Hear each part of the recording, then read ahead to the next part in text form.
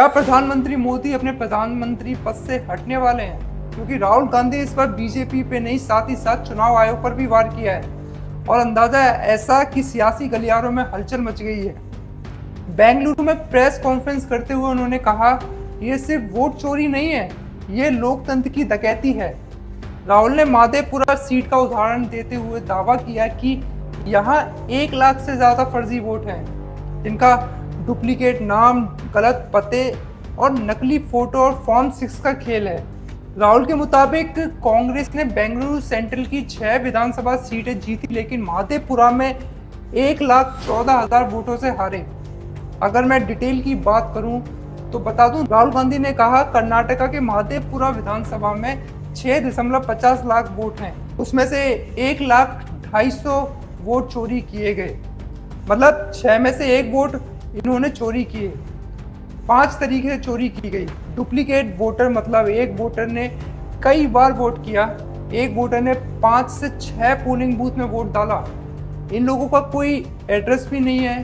करीब 40,000 ऐसे वोट हैं, एक एड्रेस पर कई वोटर हैं। एक बेडरूम के घर में 40 से 50 वोटर दिखा दिए। जब हम उन्हें ढूंढने गए तो वहाँ कोई नहीं था। उस घर का मालिक बीजेपी नेता निकला। आपको क्या लगता है, ये कोई संयोग है या एक सोची समझी साजिश है?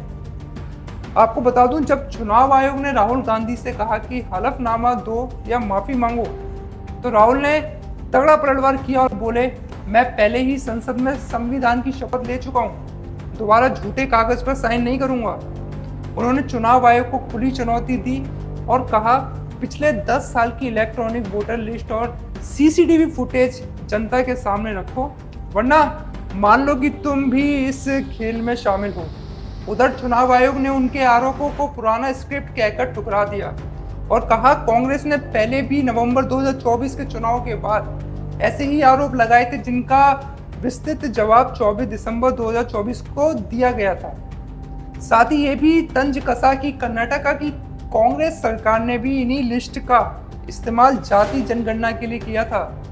अब इस मामले के ऊपर महाराष्ट्र सीएम देवेंद्र फडणवीस ने भी मौका नहीं छोड़ा। कहा, राहुल की ये कहानी किसी सलीम जावेद की फिल्म स्क्रिप्ट जैसी है।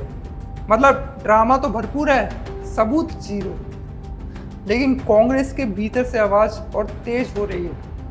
चंडीगढ़ कांग्रेस ने इसे लोकतंत्र पर सीधा हमला बताते हुए हाई लेवल जांच की मांग की है। अब सियासी पारा और चढ़ चुका है। चुनावी वेबसाइट ऑफलाइन हो रही है और सड़कों पर नारे गूंज रहे हैं, चुनाव बचाओ, लोकतंत्र बचाओ। बने रहिए हमारे चैनल के साथ। मिलता हूँ मैं आपसे अगली वीडियो में, तब तक के लिए नमस्कार।